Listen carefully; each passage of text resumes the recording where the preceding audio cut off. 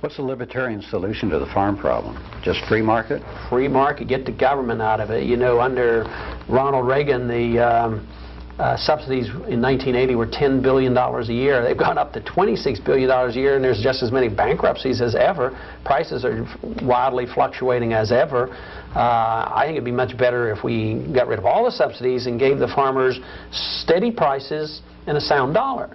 Low interest rates, prices that didn't jump all over the place, which is a reflection of the dollar's value rather than just commodity values. Obviously, when there's a drought, prices are going to fluctuate more than others. But this whole idea that when farmers produce too much, we're supposed to subsidize them. When there's a drought and they produce too little, we're supposed to subsidize them. And now I hear there's an early frost coming. And now they're going to have to be bailed out for the early frost. You know, first it's overproduction, and then there's a drought, and then there's an early frost. I think the idea is wrong. I think it's bad economics, and morally it's wrong. I mean, I'm having a bad year this year in medicine. I mean, should I ask you to be taxed so that you can send me some money because I'm having a bad medical year, or somebody else has a business that doesn't do well? Sure, you can have sympathy, and if he's your friend or relative, you can help him if you want. But to be able to coerce a non-farmer to pay him because he needs something or wants something violates all concept of rights. Nobody can demand something and call it a right. Everybody has a right to their life and their liberty, but they don't have a right to somebody else's property, and they can't use the government to coerce in order to get it. If you became president, would you abolish the Federal Reserve, or try to, since it's a constitutional question also? Well, and try to break the power of the banking system in the country? We'd get rid of the Federal Reserve, but unfortunately it is a constitutional question, but it shouldn't be. The founders were rather clear. They authorized no central bank. They said we could not emit bills of credit, which is paper money. They said that only gold and silver could be legal tender, and the only monetary function that the Congress had was to mint gold and silver coins.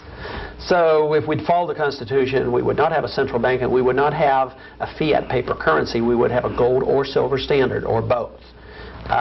We believe that we should have honest money, which is a commodity standard. We don't believe in counterfeiting. We don't believe the individual can counterfeit paper and give it to people and say this is money of real value, but we don't think the politician and the Federal Reserve can do that either. We'd get rid of the Federal Reserve, and we think it would not only help the economy, what it would do is would help the people, because the people would save their money again, prices would be lower, interest rates would be lower, and we'd eliminate the business cycle. So the sooner we get rid of the Federal Reserve, the better.